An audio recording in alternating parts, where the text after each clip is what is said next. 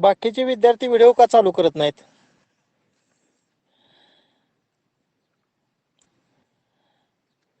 Vedika Salunke video चालू कर. हर्षद शिंदेच्या बहिणीचं नाव काय? हर्षदच्या बहिणीचं नाव काय?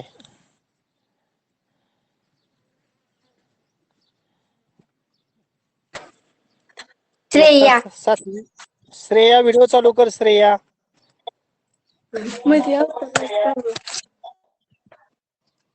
हा संयम दिसला पहा. सर्वांनी व्हिडिओ चालू करा. हा ओके. गौरी व्हिडिओ चालू कर. श्रेया चालू कर व्हिडिओ.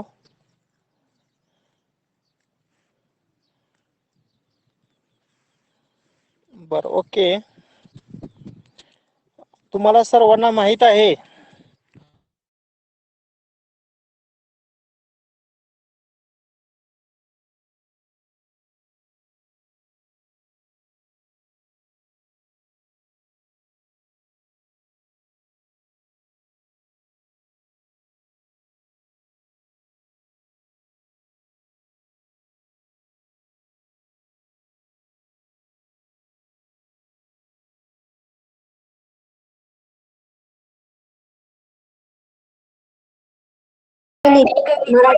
सर माझ्यासोबत कुणाल सचिन आहेत. असू द्या, कोण असेल ते असेल. बाकीचा विषय तुम्ही सांगू नका मला. मी विचारेल त्या प्रश्नाची फक्त उत्तर द्या, नाहीतर मी रिमूव्ह करणार लगेच. पहिल्या पेपरचं नाव आहे बौद्धिक क्षमता चाचणी. काय नाव आहे? सामान्य बौद्धिक क्षमता चाचणी. पण MAT मॅट असं म्हणतो. मॅटचा long form mental ability test. मॅटचा अर्थ काय? मेंटल ॲबिलिटी टेस्ट, सामान्य बौद्धिक क्षमता चाचणी. आणि हा जो मॅट पेपर आहे याच्यामध्ये विषय एकच असतो, तो म्हणजे बुद्धिमत्ता. कोणता विषय असतो मॅट या पहिल्या पेपरमध्ये? बुद्धिमत्ता. बरोबर. आणि या बुद्धिमत्ता या विषयाचं एकूण 90 प्रश्न असतात. किती प्रश्न असतात? 90. 90 प्रश्न. आणि प्रत्येक प्रश्नाला एकच गुण असतो. काय सांगितलं? प्रत्येक प्रश्नाला किती गुण असतात? एकच गुण असतो. म्हणजे पहिला पेपर 90 गुणांचा. वेळ किती असतो रे?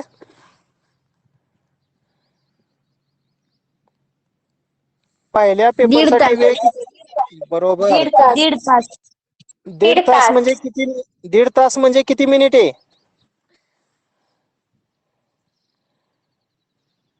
90. बरोबर. म्हणजे 90 प्रश्न आणि 90 मिनिटे वेळ आहे पहा. म्हणजे एक प्रश्न सॉल्व्ह करण्यासाठी किती मिनिटं वेळ आहे? 1. बरोबर. एका प्रश्नाचं उत्तर तुम्हाला 1 मिनिटामध्ये पूर्ण करायचं आहे. त्यामुळं बुद्धिमत्ता या पेपरमध्ये टाइम मॅनेजमेंट फार महत्वाचं आहे. वेळेचं नियोजन फार महत्वाचं आहे. त्यामुळं जास्तीत जास्त आपण बुद्धिमत्तेला वेळ देणार आहोत. आणि दुसरा जो पेपर आहे त्याचं नाव शालेय क्षमता कसोटी चाचणी. त्याला शॉर्टकटमध्ये आपण सॅट, SAT, सॅट असं म्हणतो. सॅटचा लॉंग फॉर्म कोण सांगेल रे मला? सॅट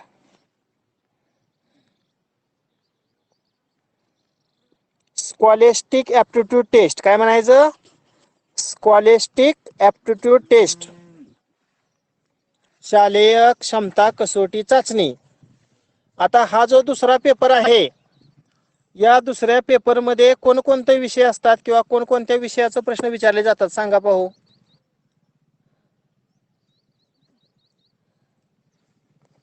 हा जो सॅट दुसरा इतिहास, पेपर आहे, नागरिकशास्त्र, भूगोल, सामान्य विज्ञान आणि गणित. अगदी बरोबर. इतिहास, नागरिकशास्त्र, भूगोल, सामान्य विज्ञान आणि गणित. याच्यामध्ये सामान्य विज्ञानाचे किती प्रश्न असतात? 90 पैकी 35 प्रश्न सामान्य विज्ञानाचे. त्यानंतर 35 प्रश्न इतिहास, भूगोल आणि नागरिक शास्त्राची, आणि राहिलेले जे 20 प्रश्न आहेत ते गणित विषयाचे असतात. बघा, गुणदान सर्वांनी लक्षात ठेवा. दुसरा जो पेपर आहे सेट, या दुसऱ्या सेट पेपरमध्ये 35 प्रश्न समाजशास्त्र, 35 प्रश्न सामान्य विज्ञान आणि 20 प्रश्न हे गणित या विषयावर असतात. आता ह्या 35 मार्काचं पुन्हा गुणदान पहा. इतिहासाचे किती प्रश्न, भूगोलाचे किती प्रश्न आणि नागरिक शास्त्राचे किती प्रश्न माहित आहे का तुम्हाला?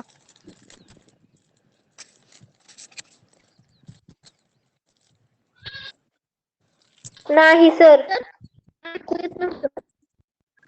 आता हे जे 35 प्रश्न आहेत, आपण एक अंदाज असं धरूया की 15 प्रश्न समजा इतिहासाचा आहेत, 15 प्रश्न समजा भूगोलाचा आहेत आणि मग 5 प्रश्न नागरिक शास्त्राचा असतील किंवा कमी जास्त असेल. पण 35 प्रश्न हे इतिहास, नागरिकशास्त्र आणि भूगोल आणि सामान्य विज्ञान याचे 35 प्रश्न. बघा, इतिहास, नागरिकशास्त्र, भूगोल, सामान्य विज्ञान या विषयाचं वाचनच पाहिजे. अगदी 8वीच नव 7वीचा सुद्धा प्रश्न विचारला जाऊ शकतो. त्यामुळं 7वीचं समाजशास्त्र आणि विज्ञान आपलं चांगलं पाहिजे, म्हणजे आपल्याला 8वीच्या NMS परीक्षेत काही अडचण येणार नाही. प्रत्येक प्रश्न 1 गुणांना, 90 प्रश्न, 90 मिनिटं वेळ, प्रत्येक प्रश्नाला 1 मिनिट वेळ. NMS परीक्षेची माहिती सर्वांना समजली का?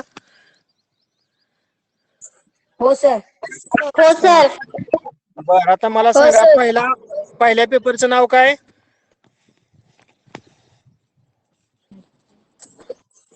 मानसिक क्षमता कसोटी. मॅथ. आता आपण मी आता स्क्रीनवर लिहितो बघा पहिल्या पेपरचं नाव. पहिल्यांदा मी काय करतो, परीक्षेचं नाव लिहितो. कोणती परीक्षा सांगा?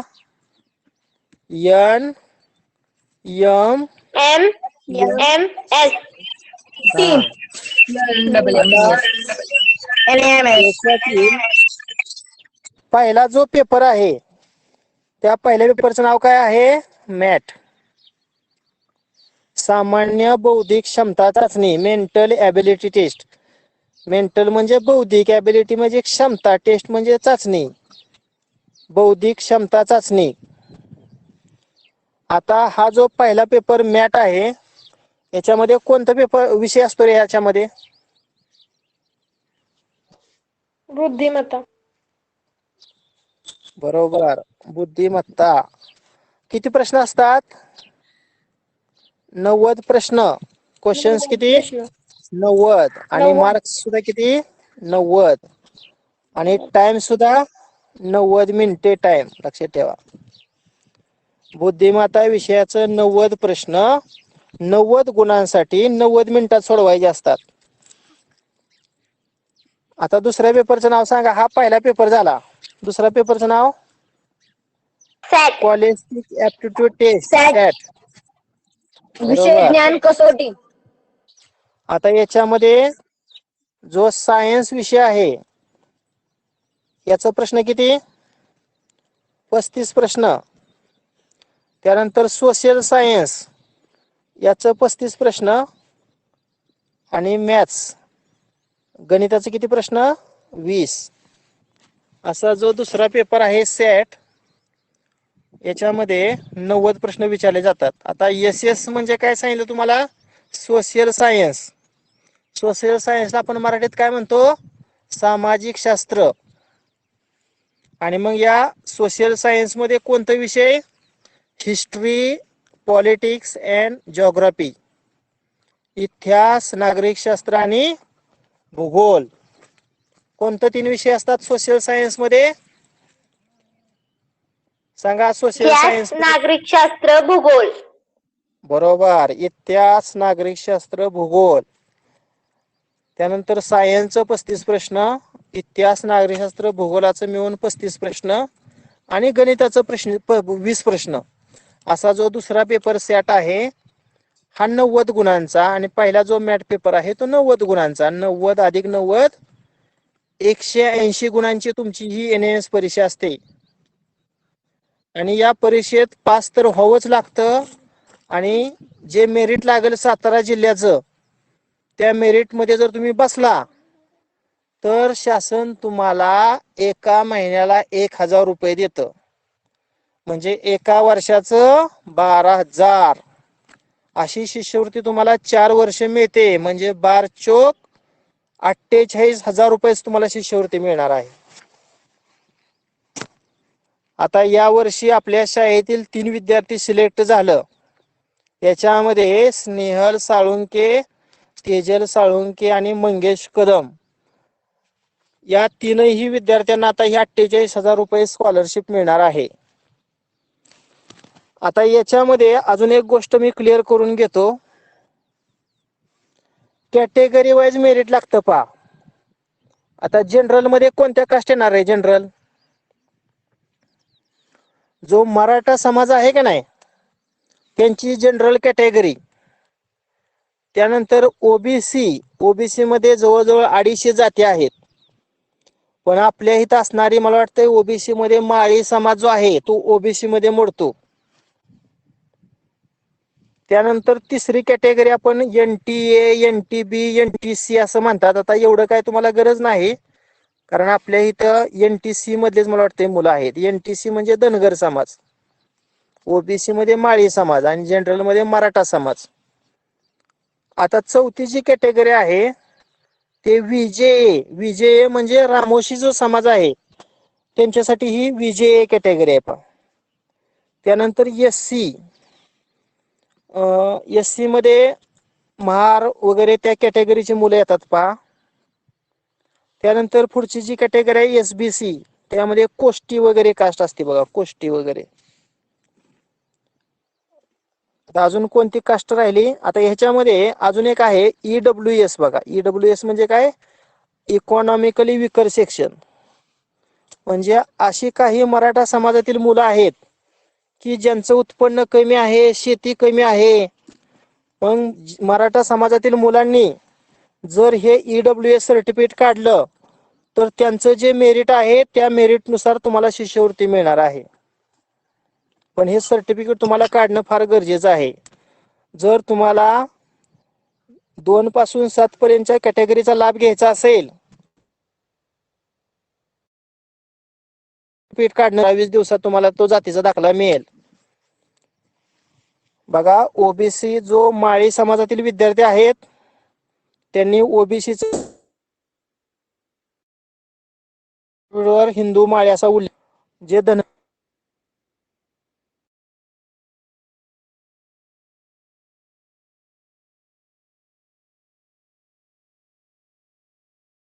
त्यांनी विजेए च जाती महार या समाजामध्ये आहे ते दाखला काढा. जे कोष्टे आहे त्यांनी SBC काढा. आणि मराठा समाजातील काही विद्यार्थी आर्थिकदृष्ट्या कमकुवत आहे त्यांनी EWS काढून ठेवा. आता तुम्हाला अजून एक गोष्ट सांगतो. या वर्षी जनरलचं मेरिट 125 लागलं होतं. म्हणजे 180 पैकी 125 ज्या विद्यार्थ्यांना मार्क पडली त्यांना ही 48,000 रुपये स्कॉलरशिप मिळणार आहे. आता माझ्या NS ग्रुपमधील एक 4 मुलांना 124 मार्क आहेत मराठा समाजातील. एका मार्कासाठी त्यांची 48,000 रुपये स्कॉलरशिप चुकलेली आहे. त्यामुळे एका मार्काला किती महत्व आहे ते त्या विद्यार्थ्यांना समजतं. अक्षरशः मला प्रथमेश जाधव या देवडीतील विद्यार्थ्यांनी फोन केला. पाचवड मधला एक विद्यार्थी आहे त्यांनी पण फोन केला. 124 सर मार्क आहेत आणि मी शिष्यवृत्तीपासून बाजूला झालो. म्हणलं काय वाईट वाटून घेऊ नको, वाईट वाटणं साहजिक आहे. तुला अजून म्हणलं भरपूर स्पर्धा परीक्षा द्यायची आहे, तिथे तुला नक्की यश मिळेल. आता जी ओबीसी कॅटेगरी आहे या ओबीसी कॅटेगरीचं या वर्षीचं मेरिट मला वाटतंय 99 का 100च्या आसपास असेल काहीतरी. NTCचं सुद्धा त्याच आसपास असते. आता सर्वात कमी यावर्षी मेरिट बघा विजेचं होतं. अगदी त्या विद्यार्थ्याला 76 मार्क पडली का नाही तरी सुद्धा त्याला यावर्षी शिष्यवृत्ती मिळणार आहे. जी SC कॅटेगरी आहे त्यांचं मला वाटतं मेरिट 88 का काहीतरी आहे. SBCचं काहीतरी 90च्या आसपास आहे. आणि EWSचं मेरिट ह्या वर्षी फक्त 86 लागलेलं आहे. मग आता आपल्याकडे सुद्धा मराठा समाजातील बरीच मुलं आहेत तुम्हाला जर वाटलं ईडब्ल्यूएस सर्टिफिकेट काढायचं तर तुम्ही काढू शकता, परंतु लक्षात ठेवा असं पण यावर्षी होऊ शकतं की सगळ्याच मराठा कास्टच्या मुलांनी जर ईडब्ल्यूएस सर्टिफिकेट काढलं आणि ईडब्ल्यूएस मधनं जर एनएमएचा फॉर्म भरला तर मग जनरलचं मेरिट कमी होईल आणि ईडब्ल्यूएसचं वाढेल.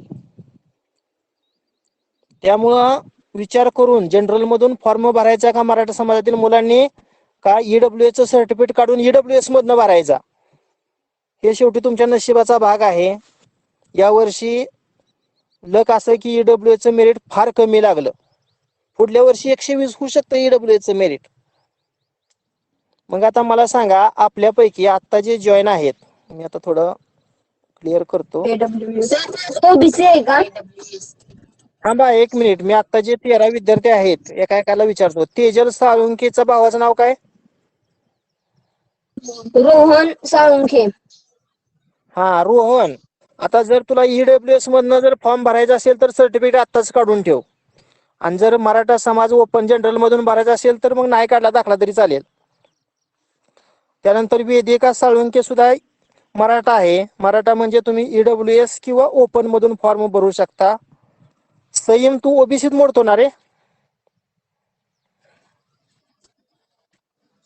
सय्यम आतार. अरे सय्यम, सर तुझी कॅटेगरी मुसलमान जात कोणती? आहे. आ? मुसलमान सर. अरे पण मुसलमान आहे की, पण कॅटेगरी कोणती मगाशी सांगितल्यापैकी? मला ते ओबीसी असेल तुझी. तुझा जातीचा दाखला काढलाय का सय्यम? जातीचा दाखला काढलाय का तुझा? सय्यम ओबीसी आहे, सय्यमची कॅटेगरी. असू दे की, पण जातीचा दाखला काढलाय का विचारतो मी. कास्ट सर्टिफिकेट काढलेस का तू?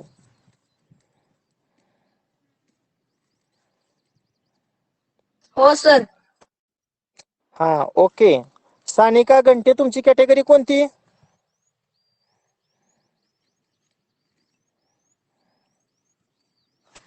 कोई. सानिका घंटे. मग ओबीसीत मोडताय का तुम्ही? दुसरी कोणती कॅटेगरी आहे तुमची?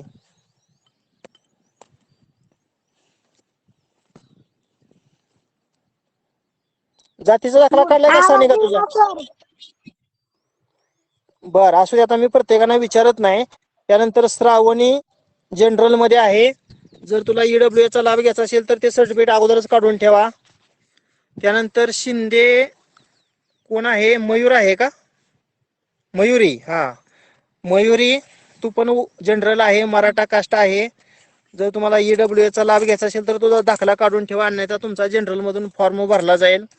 अंजली सुद्धा ईडब्ल्यूएस किंवा जनरल मधून फॉर्म भरूया. आशिषचं पण तसंच आहे. रोहित वळकुंदे, तू एनटीसी मध्ये आहे. तुझा सर जातीचा दाखला काढून, म्हणजे जातीचा दाखला काढून ठेव. कोणत्यातनं भरायचा? नाही, तू जातीचा सर दाखला काढून ठेव, आपण फॉर्म भरू नंतर. बर, त्यानंतर तुम्ही हर्षदा. नंतर सांगा सर. हो हो, चालेल चालेल. हर्षदा मला वाटते 7वीत आहे, तिचं काय यंदा काय फॉर्म भरायचा नाही. आता जगदाळे गौरी, तू पण मराठा आहे.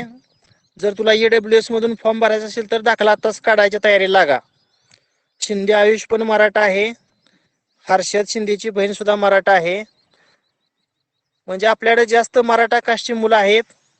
तुम्हाला जर ईडब्ल्यूएस चा लाभ घ्यायचा असेल तर तो दाखला आताच काढा. आणि प्रत्येकानं कंपल्सरी उत्पन्नाचा दाखला काढावा लागतो. सर इन्कम EWS चा सर्टिफिकेट. लाभ आम्हाला कळलं नाही. ईडब्ल्यूएस म्हणजे इकॉनॉमिकली विकर सेक्शन. ईडब्ल्यूएस दाखला मराठा समाजातील मुलं काढू शकतात की ज्यांचं उत्पन्न कमी आहे. आणि या परीक्षेला ज्या पालकांचं उत्पन्न 1.5 लाखापेक्षा कमी आहे हेच विद्यार्थी बसू शकतात. शिक्षकांची मुलं या परीक्षेला बसू शकत नाहीत, किंवा ज्यांचं वडील शासकीय नोकरीत आहेत अशा पालकांचे विद्यार्थी या परीक्षेला बसू शकत नाहीत.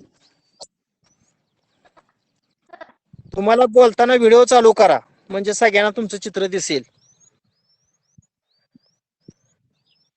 सर सर मी बसू शकतो का? कोण? मी सई मकबरात. हो, तू बसू शकतोय, तुला नाही काय अडचण. सर माझी मम्मी अंगणवाडीची शिक्षिका आहे. अरे असलं तरी मम्मीला पगार किती आहे? 1.5 लाख तर उत्पन्न होत नाही तिचं वर्षाचं. साधारणतः नाही बरं सर. का? उत्पन्नाच्या हा, सर 20 लाखापेक्षा 1.5 लाख. सर मी बसू शकतो का? अरे कोण सर, बोलताय हे मला समजलं पाहिजे ना.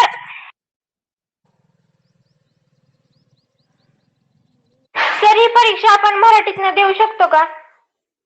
हो देऊ शकता. जरी सेमी इंग्रजीचा विद्यार्थी असेल किंवा एखादा इंग्लिश मिडियमचा विद्यार्थी असेल, परीक्षेचा फॉर्म भरताना तुम्ही मराठी मीडियम अशी लँग्वेज निवडली तर तुम्ही मराठी मीडियम मधून ही परीक्षा देऊ शकता. अजून कोणाच्या काय अडचणी आहेत का सांगा?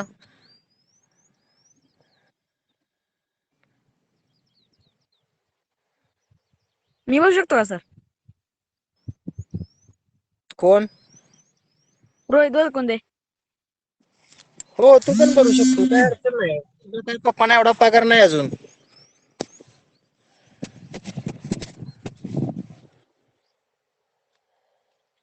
ओके. परीक्षेविषयी सगळ्यांना महत्वाचा आता जातीचा दाखला आणि उत्पन्नाचा दाखला काढा. बँकेचं पासबुक प्रत्येकाचं आहे का? हो सर. हो सर. हा, बँकेचं पासबुक आणि 7वीचा दाखला लागतोय बरं का. 7वीचं एक मार्क लिस्ट लागतंय. काढलंय का तुम्ही 7वीचं मार्क लिस्ट? आहे सर. हा, मग नाही. 7वीचं मार्क लिस्ट, आधार कार्ड, नाही बँकेचं ना. पासबुक, उत्पन्नाचा दाखला आणि जातीचा दाखला, एवढी अतिशय महत्वाची कागदपत्र आपल्याकडं तयार ठेवायची परीक्षा चालू व्हायच्या अगोदर. ओके. आता आपण पहिला जो पेपर आहे मॅथ, त्याला सुरुवात करूया. मॅथ म्हणजे काय सांगितलं सांगा पाहू पुन्हा एकदा. मानसिक मानसिक क्षमता कसोटी. बरोबर, मानसिक क्षमता कसोटी म्हणजे मेंटल एबिलिटी टेस्ट, बौद्धिक क्षमता चाचणी असं सुद्धा म्हणतात. आता याच्यातील आपण पहिला प्रकार पाहूया. विसंगत पद ओळखा. कोणता भाग? विसंगत पद ओळखा.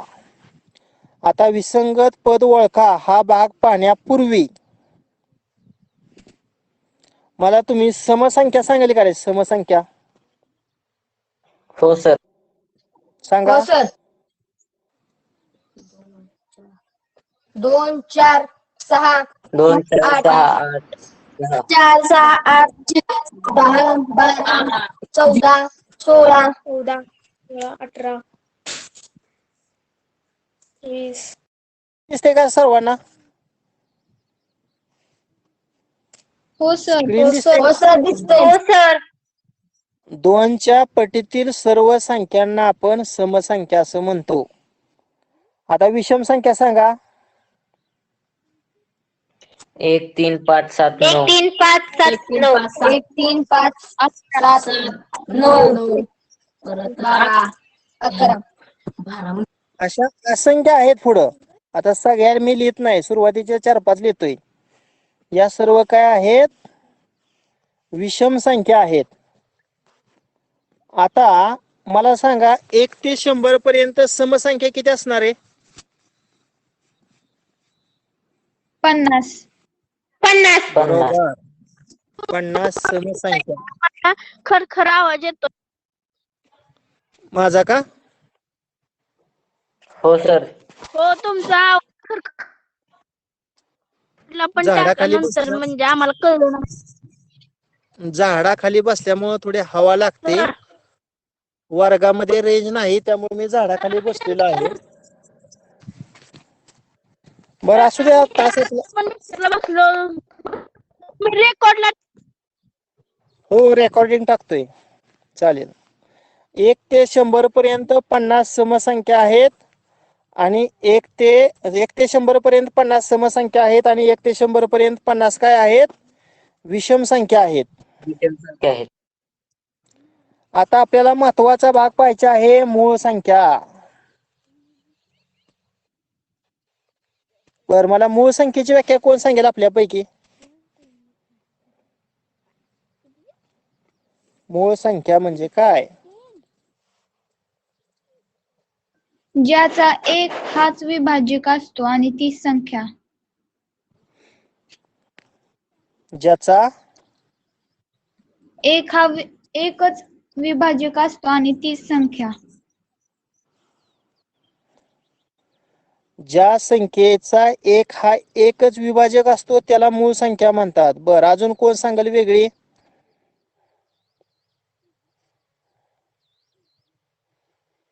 बर, मला पहिल्यांदा सांगा विभाजक म्हणजे काय?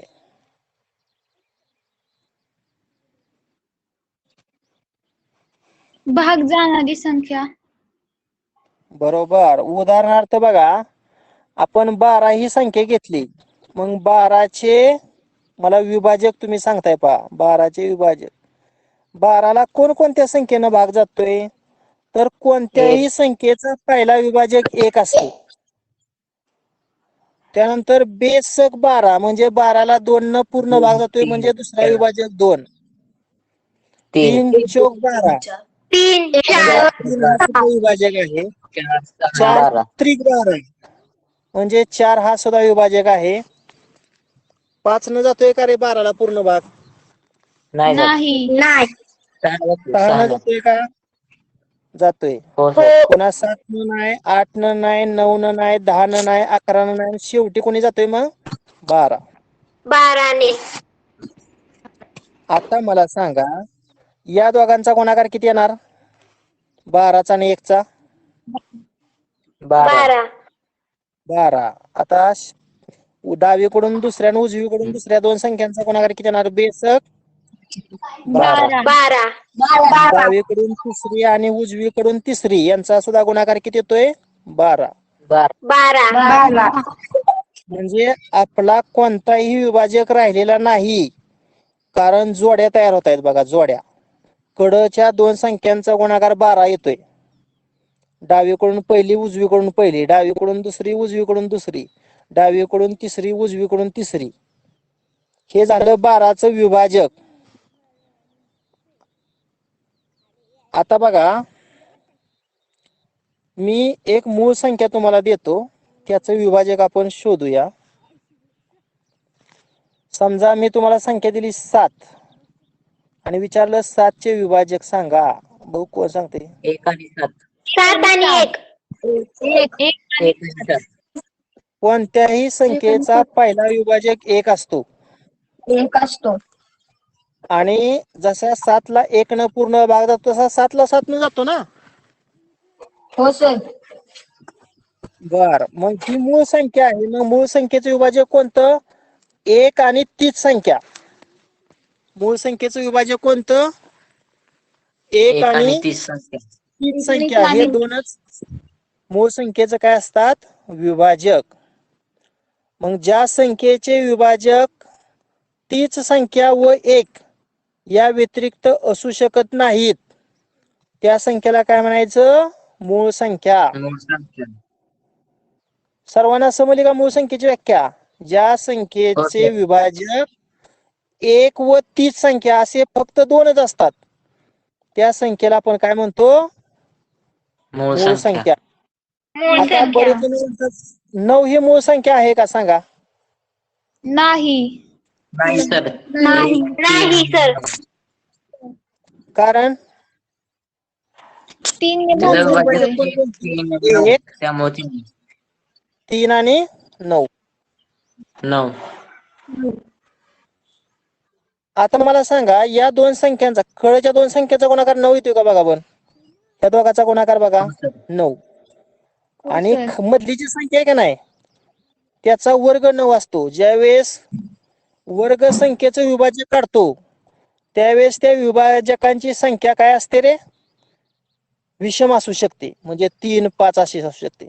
मात्र पूर्ण वर्ग नसणाऱ्या संख्येचं जर विभाजक काढलं तर त्या विभाजकाची संख्या 2, 4, 6 अशा सम येऊ शकते. लक्षात ठेवा, फक्त वर्ग संख्यांची विभाजकाची संख्या अशी विषम मध्ये येऊ शकते.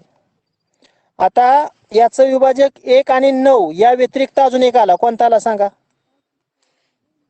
3 आला. 3. म्हणजे 9ला 3 विभाजक आहेत. त्यामुळं 9 ही मूळ संख्या आहे का नाही? नाही. नाही. आहे. 9 ही नाही. मूळ संख्या नाही. ज्या संख्येचं विभाजक फक्त 2च असतात त्या संख्येला आपण काय म्हणतो? मूळ संख्या असं म्हणतो. सगळ्यांना मूळ संख्या समजलं का रे?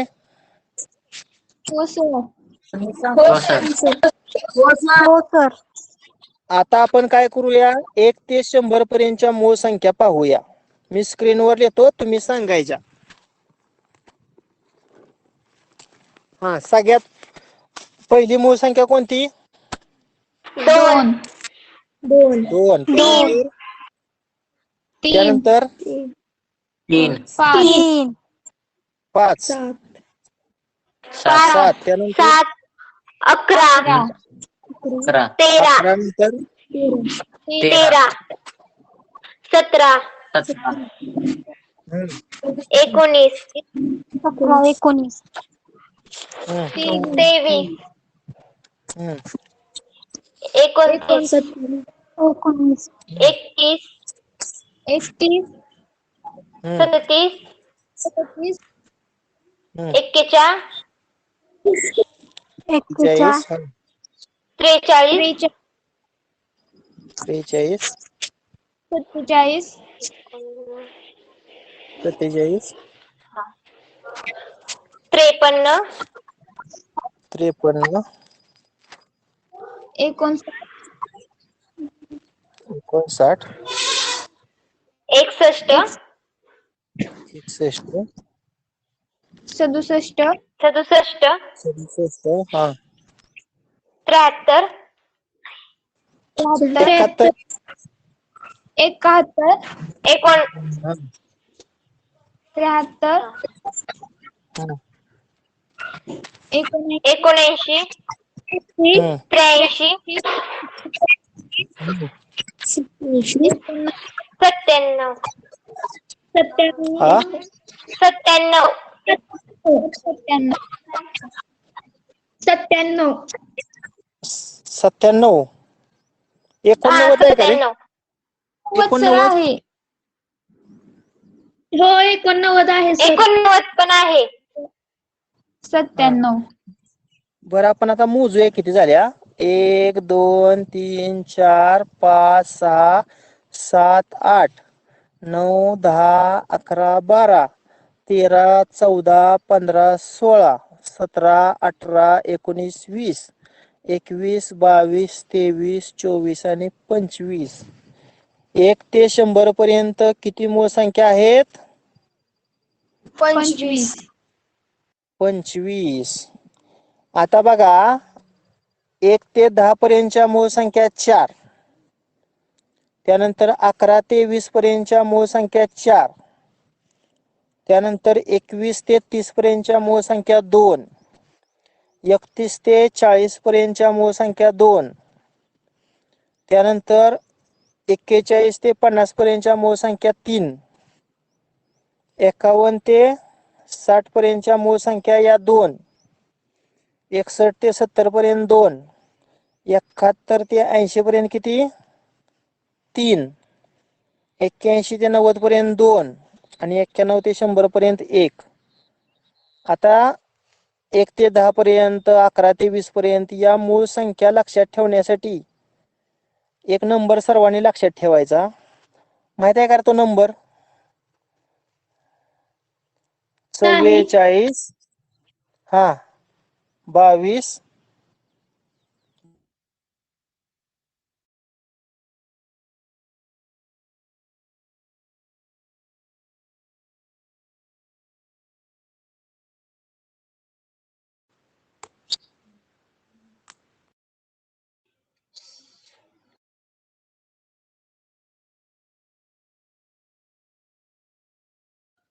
सर आवाज येत नाही.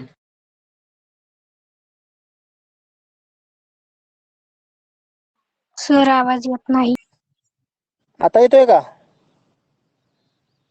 हो सर आता येतोय. सर काय होतंय, आता मी DND हो केले, सर. डू नॉट डिस्टर्ब, तरी सुद्धा फोन कोणाचा आला की आवाज बंद होतोय माझा. असू द्या, काय हरकत नाही. हा, आता 44च्या निम 22 बघा, आता हे लक्षात कसं ठेवायचं. 44 निम किती 22. त्यानंतर 32च्या उलट किती रे 23. आणि शेवटी गणपतीचं 21 मोदक लक्षात ठेवायचं. बघा पहिल्यापासून 44चा निम किती 22. त्यानंतर या 32च्या उलट 23.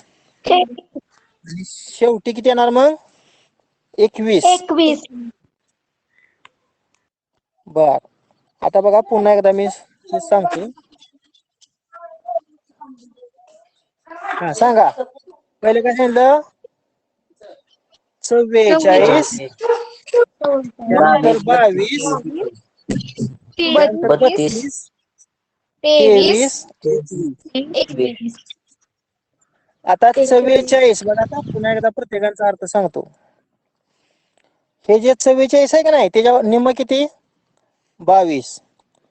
हे जे 32 आहे त्या 32च्या उलट किती 23. 23 आणि शेवटी 21 गणपतीचं मोदक.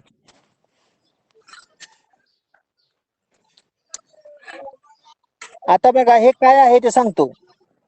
1 ते 10 पर्यंतच्या मूळ संख्या किती 11 ते 20 पर्यंतच्या मूळ संख्या किती 21 ते 30 पर्यंतच्या मूळ संख्या त्यानंतर 31 ते 40 पर्यंतच्या मूळ संख्या 41 ते 50 पर्यंतच्या मूळ संख्या 51 ते 60 पर्यंतच्या मूळ संख्या 61 ते 70 पर्यंतच्या मूळ संख्या त्यानंतर 71 ते 80 पर्यंतच्या मूळ संख्या त्यानंतर 81 ते 90 पर्यंतच्या मूळ संख्या आणि 91 ते 100 पर्यंतच्या मूळ संख्या. आता हे कसं बघा ह्या 44 आहे का नाही त्यातला इथं 1 4 येतो इथं 1 4 येतो. इथं जे 22 आहे का नाही त्यातला 1 2 इथं येतो 1 2 इथं येतो. 32 मधलं 3 इथं 2 इथं 23 मधलं 2 इथं 3 इथं आणि 21 मधलं 2 इथं 1 इथं. याचा अर्थ अरे सर्वांनी म्यूट व्हा. हर्षद शिंदे श्रेया म्यूट हो श्रेया. घरातला आवाज येतोय श्रेया. अन्यथा मी रिमूव्ह करणार पा श्रेया शिंदे. सर्वांनी म्यूट व्हायचं.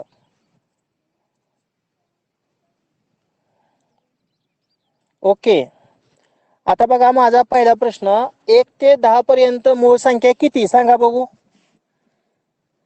4. 4. ओके असं विचारलं 31 ते 40 पर्यंत मूळ संख्या किती 2 2. 51 ते 100 दरम्यान मूळ संख्या किती 1. 1.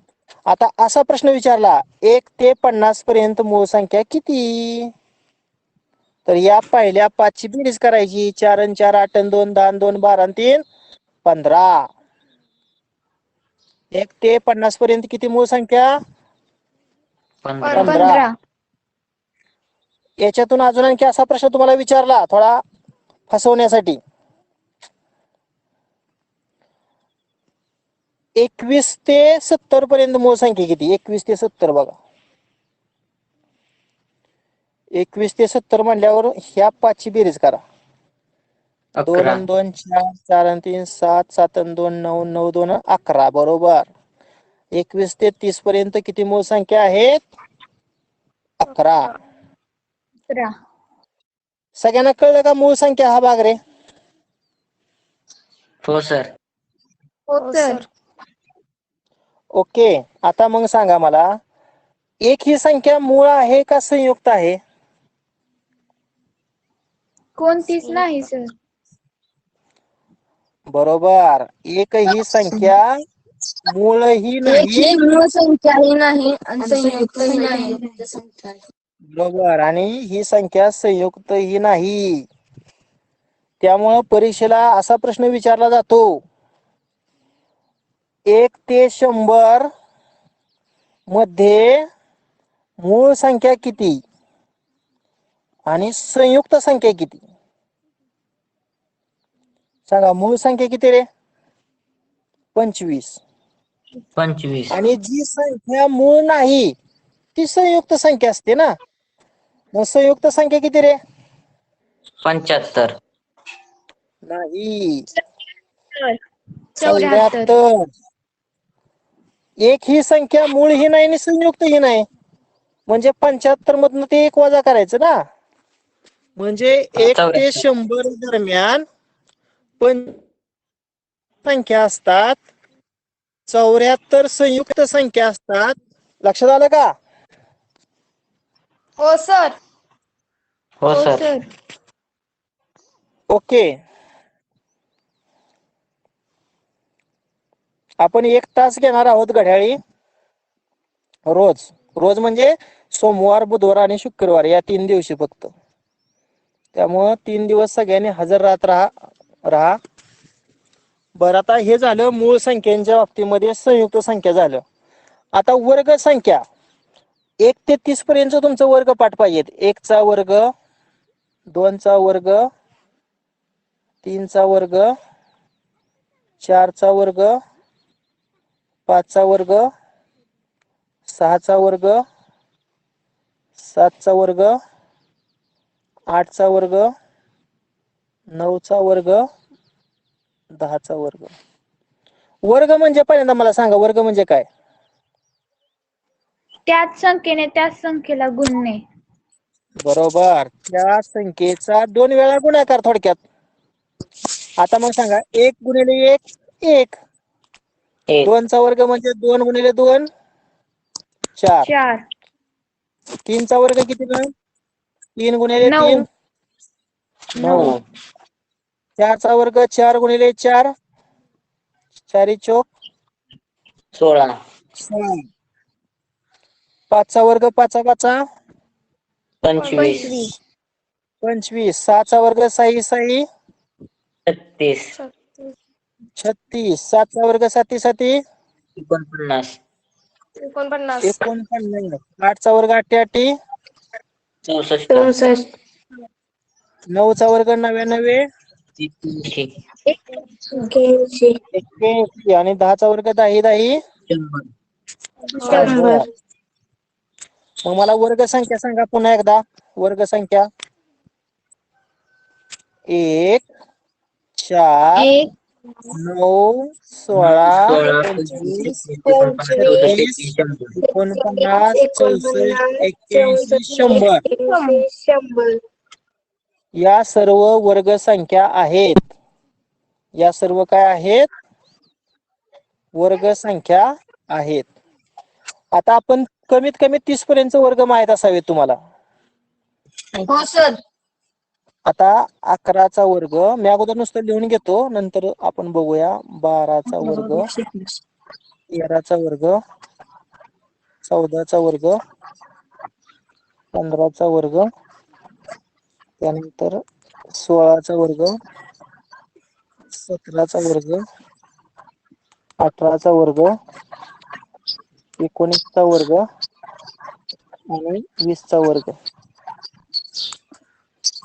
सांगा 11 चा वर्ग किती रे? 11 गुणिले 11 काय? सर 121. 121. बरोबर. 12 चा वर्ग, 144. 144. 13 चा वर्ग, 169. 14 चा वर्ग, 196. 196. 15 चा वर्ग, 225. 16 चा वर्ग, 256. 256. 256. 17 चा वर्ग, 290. 289. 18 चा वर्ग, 324. 324. 19 चा वर्ग, 361. आणि 20 चा वर्ग किती? 400. 400. 400. बरोबर.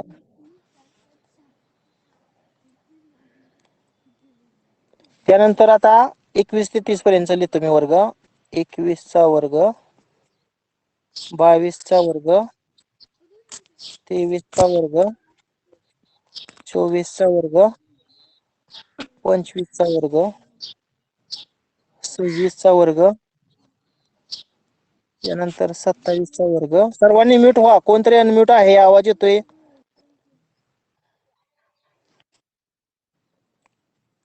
28चा वर्ग 29चा वर्ग आणि 30चा वर्ग. बोला आता. 21चा वर्ग 441. 441. बरोबर 441. 22चा वर्ग 484. 80. 484. 23चा वर्ग 529. 529. 529. 24चा वर्ग 576. 576. 576. 25चा वर्ग 725. 625. 26चा वर्ग 676.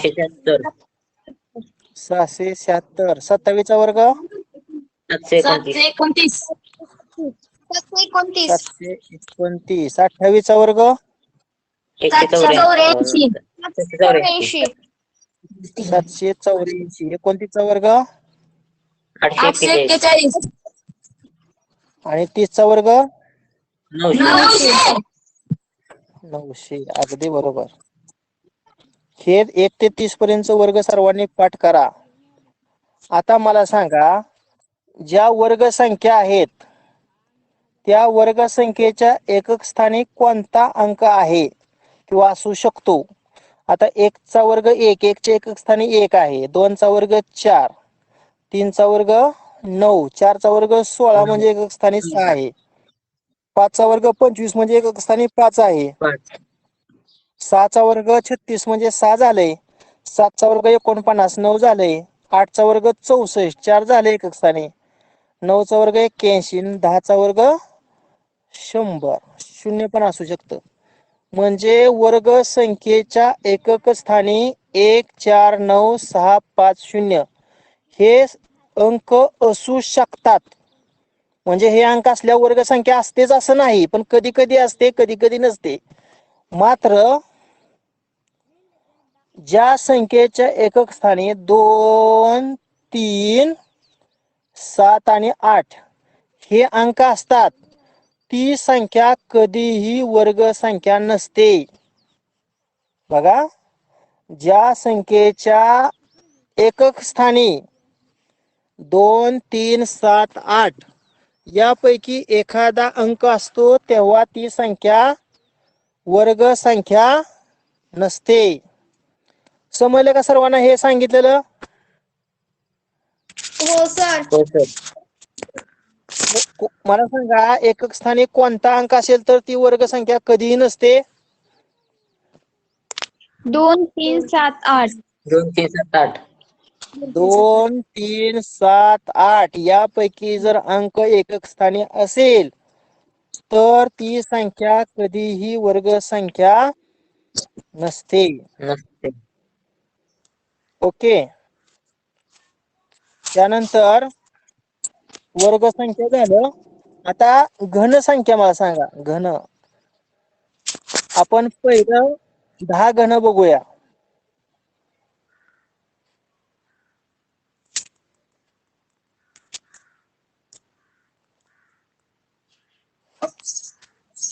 घन म्हणजे किती वेळा गुणाकार रे? 3 वेळा. 3 वेळा. 1 गुणिले 1 1 1 गुणिले 1 1. 2चा घन म्हणजे 2चा 3 वेळा गुणाकार करा. 2 दुनी 4 आणि 4 दुनी सर 8. 3चा 3 वेळा करा गुणाकार. 3 त्रिक 9 9 त्रिक 27. 27. 4चा घन म्हणजे 4चा 3 वेळा गुणाकार करा. 4 64. 16 16 64. 5चा घन म्हणजे 5चा 3 वेळा गुणाकार करा. 125. 125. 25. आता बघा, तुम्हाला घन संख्या लक्षात कशा ठेवायच्या? 1चा घन 1, 2चा घन 8, 3चा घन 27, 4चा घन 64, 5चा घन 125. 125. आता 6चा घन, 7चा घन, 216. 8चा घन, 9चा घन आणि 10चा घन आपण शोधणार आहोत. हा, कोणता सांगताय तुम्ही? 6चा घन किती? 216. 216. 7चा घन किती? 343. 343. त्यानंतर 8चा घन किती? 512. 512. 512. 512. 9चा घन किती? 729. 729. आणि 10चा घन किती? 1000. 1000. 1000. 1000. ओके, समजला का हा भाग? हो हो सर. सर. आता एक नवीन आहे बघा, त्रिकोणी संख्या. हा भाग तुम्हाला यापूर्वी कधी झालाय का रे, त्रिकोणी संख्या? नाही सर. Triangular numbers. आवाज येतो ना माझा? हो हो सर. सर. हो सर, हा, आवाज आता येतोय. बघा, पहिल्या 2 नैसर्गिक संख्या सांगा कुठल्या? पहिल्या 2 नैसर्गिक संख्या 1 आणि 2 1 2. यांचा गुणाकार करायचा आणि त्याला 2 न भागायचं. बेक बे आणि भागिले 2. 2 ला 2 न भागल्यावर 1 आलं का नाही? म्हणजे पहिली त्रिकोणी संख्या कोणती आली? 1. 1. 1. आता आपण दुसरी त्रिकोणी संख्या शोधू. दुसरा आणि तिसरी नैसर्गिक संख्याचा गुणाकार आणि त्याला 2 न भागूया. मग 2 त्रिक 6 आणि 6 ला 2 न भागल्यानंतर 2 त्रिक 6. म्हणजे दुसरी त्रिकोणी संख्या कोणती आली? 3. 3. त्यानंतर 3 आणि 4चा गुणाकार करायचा, त्याला 2 न भागायचं. मग 3 चोक 12 आणि 12ला 2 न भागल्यावर किती आलं? 6. 6. बघा त्रिकोणी संख्या 1 3 6. बघा कोणकोणत्या झाल्या? 1 3 6. 1 2 झालं, 2 3 झालं, 3 4. आता 4 गुणिले 5 भागिले 2 तोंडी करा. बघा मी वयनं लिहितो वाटल्यास. 1 2 3 4 5 6 7 8 9. आता या दोघाचा गुणाकार 2. 2 भागिले 2 1 आलं. पुन्हा या दोघाचा गुणाकार 2 त्रिक 6.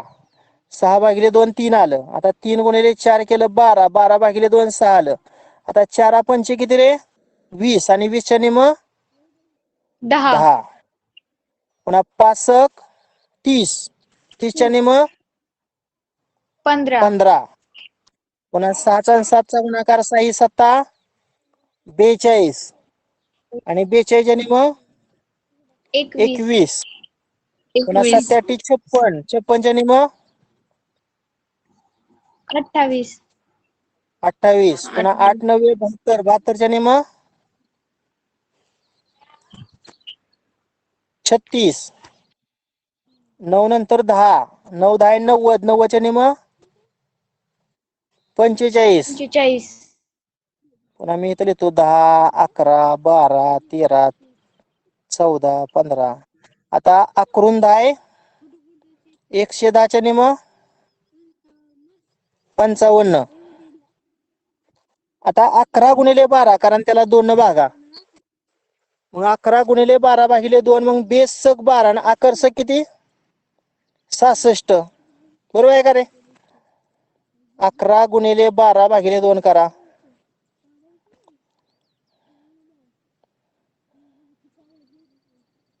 अरे 11 गुणिले 12 भागिले 2. मग 2 न 12 ला भागले की बेसक 12 आणि आकर्षक 66. येते ना 66?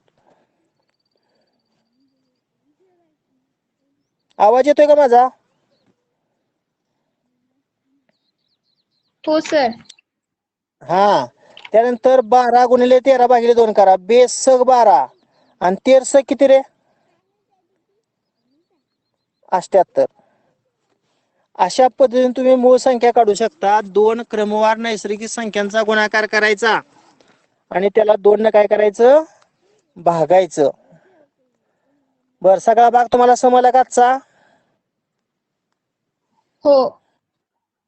आता माझ्या दिवसात 4 तास असतात. खरं 4 तासाचं सगळं जर अपलोड करायचं म्हटलं तर 1.5 GB पुरत नाही. त्यामुळे मला आता एक वेगळा रिचार्ज मारावा लागेल. तो पण मी मारतो, म्हणजे तुम्हाला तासाचं रेकॉर्डिंग पाहता येईल. ओके, बस करूया ना. आणि तुमच्या वस्तीवरची जी 7वीत मुलं आहेत का नाही आपल्या दानवाडी गावातील, त्या 7वीच्या मुलांना या लिंक वरनं जॉईन व्हायला सांगा. रिक्वेस्ट पाठवायला सांगा, मी ऍक्सेप्ट करतो.